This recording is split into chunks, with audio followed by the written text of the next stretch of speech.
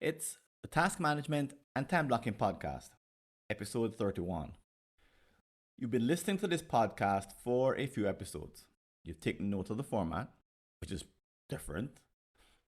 We don't do traditional interviews, as you know, but instead we do problem solving sessions inviting some of the brightest minds in the world to tackle emerging issues in task management. But what is it like to host this series? Have I learned anything from being the host?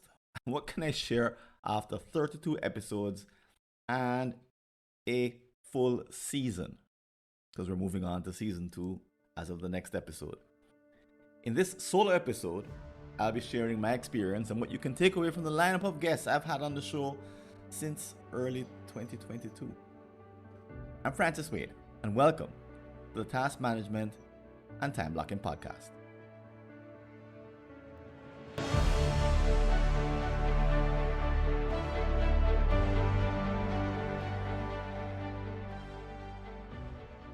And welcome back. So if this is your first time joining the show, I'm going to do a little bit of explanation. And if you're an ardent listener, I'm going to ask you to bear with us for just a moment. But you may discover a few things as I go through kind of what I've learned, a summary of what we've picked up from the prior shows. So if you're new, as you probably know, the podcast is pretty different, as I already said. It doesn't follow the formula of prior podcasts. And this podcast, this episode, is actually different from the prior episodes. So let me tell you a little bit about the prior episodes before going into this one. So we don't do interviews. And some episodes are solo episodes like this one. But most of our episodes have been involving other people. But we don't bring them on and ask them, what did you say in your book? You know, how did you grow up? Were you in a big family? And that kind of thing. No. We actually pick a problem. And our intent is a bit strange, I'd say. It's to uncover some insights that are brand new during the show, kind of in real time. And when we do uncover these insights, we actually have a bell. And ring the bell when we think we've come up with something that we didn't have before the conversation started. So the whole idea is to come up with something brand new, something that we've never thought of before and never said before, because the two of us are having this conversation. So each episode begins with a sort of a statement of the problem. Then I tell a story, a realistic story, which describes a protagonist, a person, a man or woman who's dealing with the problem that we are about to discuss and what it's like to be in their shoes just a little bit as they navigate their world and eventually come to some kind of impasse, because there are no easy solutions available. And by the way, we only pick the problems that don't have easy solutions here on the Task Management and Time Blocking Podcast. Give us something to actually do, right? Some work to do. So after the story, I introduce the guest and we do a deep dive into the nature of the issue. So this is where it's very, very different. What we try to do is to stay in diagnostic mode, which means that we're not looking for solutions right off the bat. Certainly not solutions that we already came in with. As I mentioned, we're trying to find a new insight. And the only way you can get a new insight is to stay in problem definition mode long enough that something brand new occurs to you. So each of our episodes we spend maybe 20 to 40 minutes, particularly when I have another guest. I have a guest on, and we spend time digging into the problem. You know, what happens if you can't solve it? What are the costs of it? Isn't there an easy solution? Why does it perpetuate? Why doesn't someone finally figure it out? What's the impact it has on our lives individually and the lives of other people, because we can't solve it. So we get very, very detailed about it. It's the nature of difficult, complex problems that if they really do live up to their billing, then they don't lend themselves to just, aphorisms or memes or prearranged or predetermined thinking. Einstein said, and I always quote Einstein nowadays, if I had an hour to solve a problem, I'd spend 55 minutes thinking about the problem and 5 minutes thinking about the solutions. So the one causes the other. In other words, the 55 minutes of problem solving allows someone like an Einstein and hopefully us as well to only spend 5 minutes thinking and talking about the solutions because the quality of the diagnosis allows us to open up solutions that didn't exist before and also to see past the easy answers that might be out there in the conventional wisdom. Okay? So, having said that, this episode does not follow that method. Instead, I'm going to be just telling you about some solutions, answers, recommendations, discoveries that have been made based on all of the 32 episodes that we've done, the deep dives that we've done cumulatively. So where have I arrived after all of that and this new format, this new way of thinking, um, and this approach to task management and time blocking discussions, productivity discussions? Okay, so one is that so everyone agrees that one size does not fit all in the realm of task management and time blocking, but I've found that there are very few who ask, now what? Instead, most of us are heavily, I would say, influenced or infected by one size fits all thinking. And we've come to where we are because we either followed someone who told us what to do, or we followed our own advice and we figured out what to do.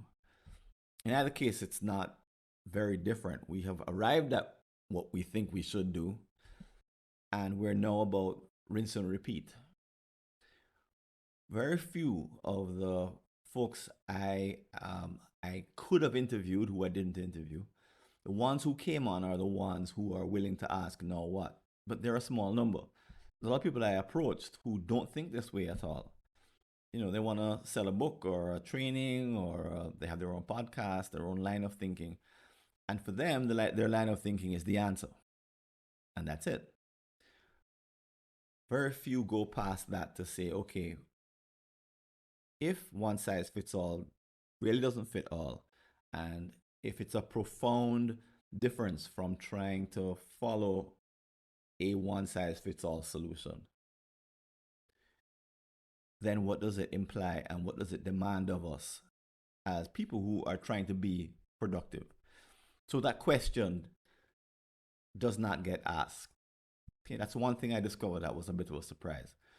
And it really came because when you ask questions below what people say, because it's a bit of a meme, it's an aphorism, kind of, oh yeah, everybody knows that one size doesn't fit all. You got to tinker and, have it fit what you want to do. Everybody says that.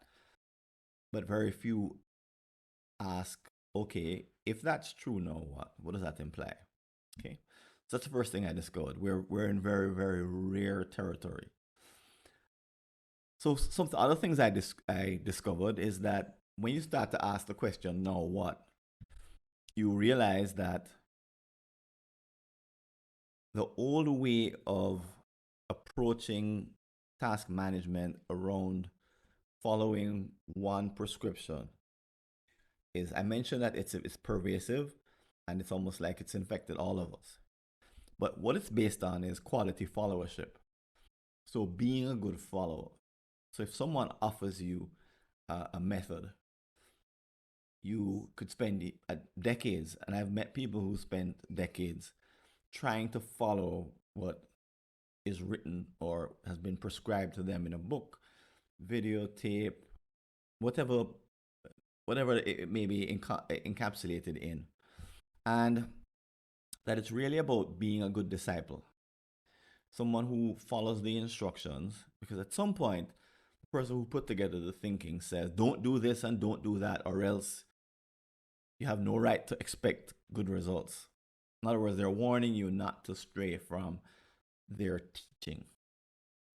So the idea is that you become a good disciple, you follow the instructions, you enforce them whenever you can. If it's all over social media, people who enforce different schools of thought or different one size fits all solutions, and you defend the dogma. At some point, it becomes more than just a useful tool or an approach, at some point for many it becomes part of their identity because it provided good things for them, and they now are prepared to tell everybody the good news because they want them to experience the good things as well. So this is not, I'm not saying that they do this because it's bad or wrong. They do it because they believe that it worked for them, and it did. You know, that one of the things I discovered is that people stick with their one size fits all solutions because it gives them a big jump from not having a clue to seeing productivity improvements and productivity gains. You know, they actually saw results. It's not that it didn't work, it did work. It's just that there's more to this game than having a one size fits all solution that works for a while. Okay.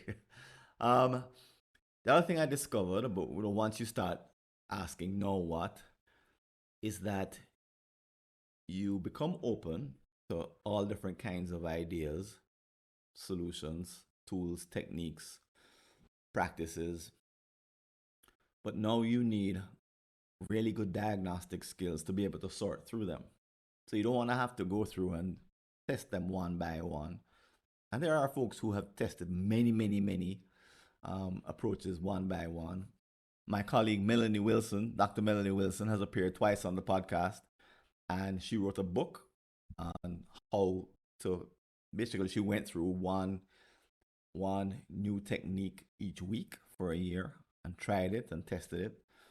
So that's one way to do it, and I'm glad that she did because she's able to, at the end of it, draw some amazing conclusions around what works and does not work. But most people don't have the time or the inclination or the space to do that. So you need these advanced diagnostic skills to be able to sort through all of the sort of the tsunami of recommendations that are coming your way in the task management and time blocking world. Okay? And but what do you diagnose? I also discovered that once you decide that the know what is important, you've got to make some decisions around where you get your sources from.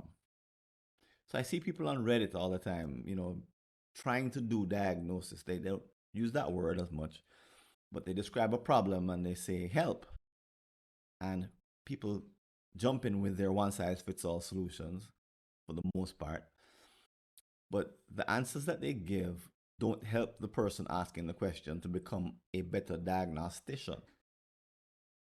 And really, that's what we want. That's what we the best way to empower people is not to tell them an answer that may be helpful in the short term, or not to give them 10 things to try that may be helpful in the midterm. But in the long term, is to have them become an awesome evaluator of different approaches. And at the same time, there's not a lot of help with regards to how to do that. The truth is that the world beyond one size fits all thinking is in its infancy. It really is the road less traveled. This is a bit like, inventing your own way of approaching task management and time blocking. So during the series, you probably may heard us made many references to the fact that we are self-taught in this area. And as a result, everyone has their own way of managing their tasks. And if they do time blocking, their own variation on the theme. And you can't take what someone else is doing and just kind of copy them. No, that is the promise of the one size fits all thinkers, books, and so forth. But, even they concede that you can't copy everything.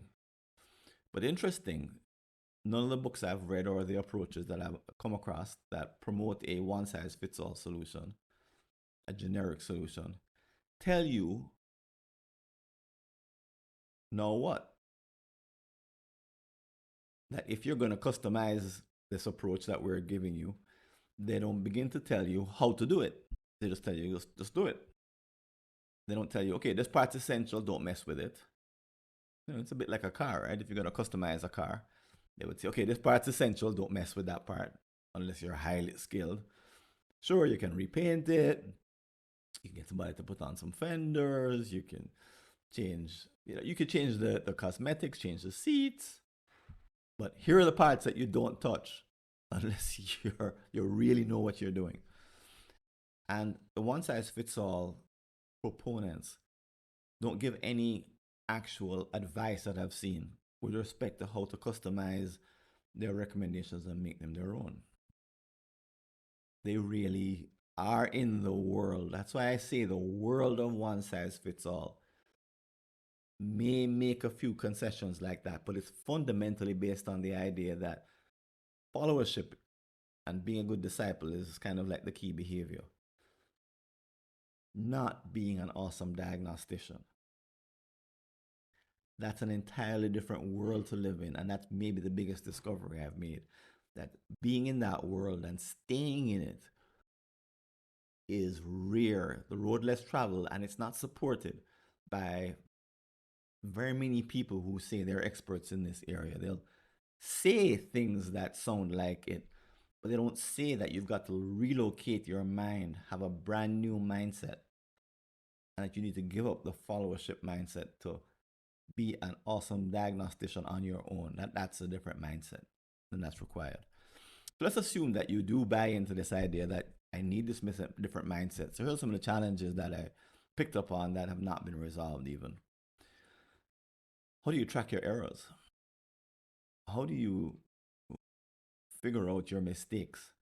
How do you measure them? Most people's task management just doesn't have the kind of feedback, real time or after the fact. And they may think about it, but they don't have a dashboard that's saying, here's the number of tasks that you're managing and here are the problems that you're now experiencing given the setup of your ecosystem. There are lots of reasons for this. We're using many tools. We're also using our mind, which nobody knows yet how to plug in and manage a task, number of tasks that you're managing in your mind. So we don't know what good error tracking looks like. Now, this is important. Why? If you're a good diagnostician, errors are your friend. They tell you where to start and how to approach improvement efforts. Again, if you're driving a car and the car doesn't start one day, that's pretty obvious. You have a problem. You have an error.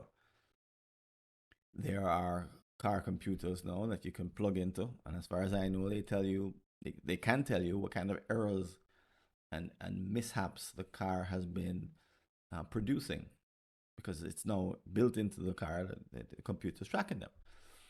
We don't have that much luck. So we have to use anecdotes, even though we may be very committed to having that mindset of being a diagnostician.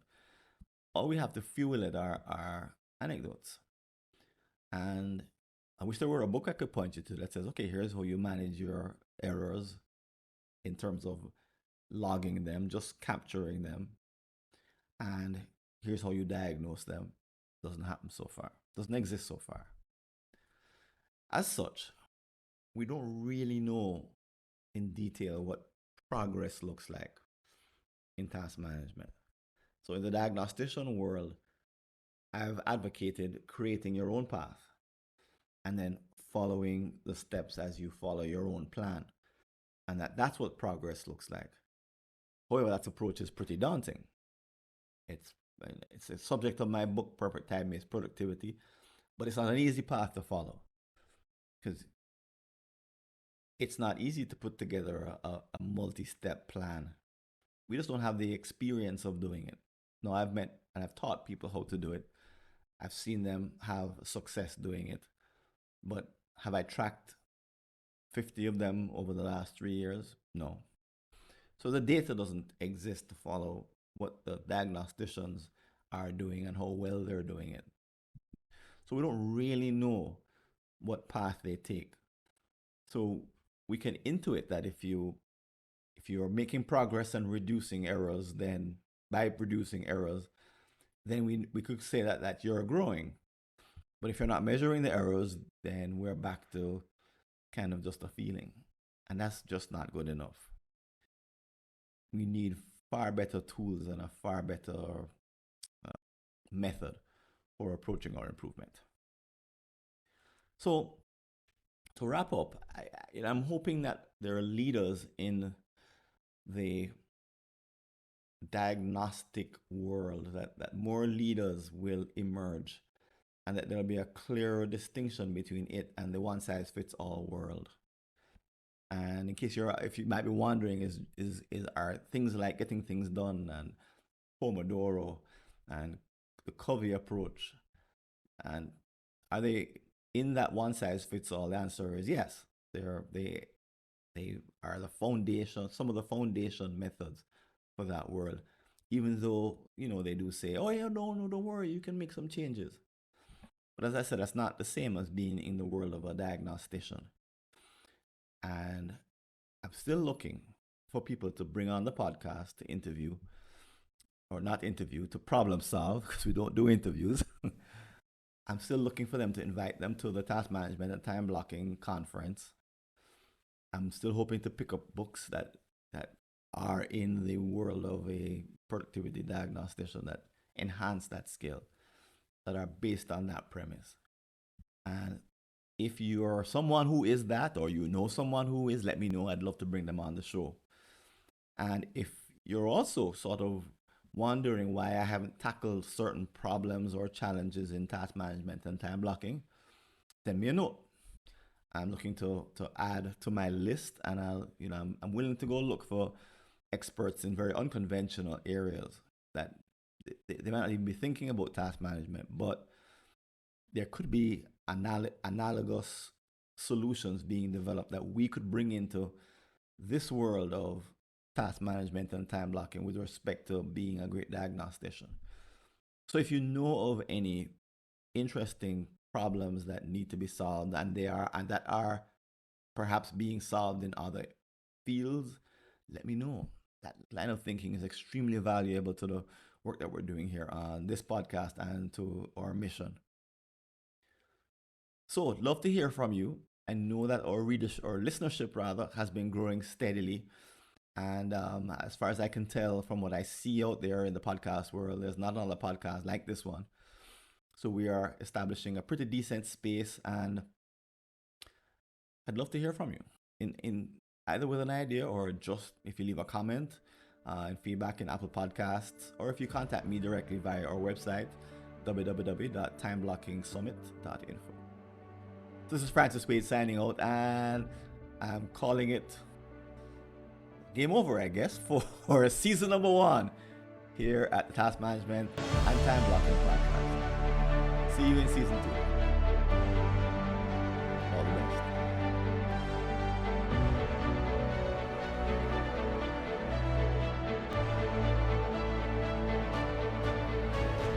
And if you want to leave a comment about this episode or any aspect of the work that we're doing here at the Task Management and Time Blocking Podcast, you can go over to www.replytofrancis.info and send me either a message by text, or send me a voice message, a voice note.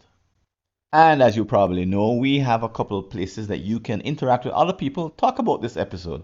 One is at the community, mightytaskers.scheduleu.org, and you'll see the link in the show notes. And the other, of course, is our upcoming Task Management and Time Blocking Summit coming up in March. 2 outstanding opportunities to interact with other people about the ideas that you've heard on this podcast or any of our episodes that are coming up. And if you'd like to support the work we're doing, I invite you to click on the Patreon link below to make a donation. And please don't forget to like our show and recommend it to others on iTunes, Stitcher, Google, or whatever podcast app or service you're using. This is Francis Wade. I'm signing out. I hope to see you on a future episode, and until then, take care and all the best. See you later.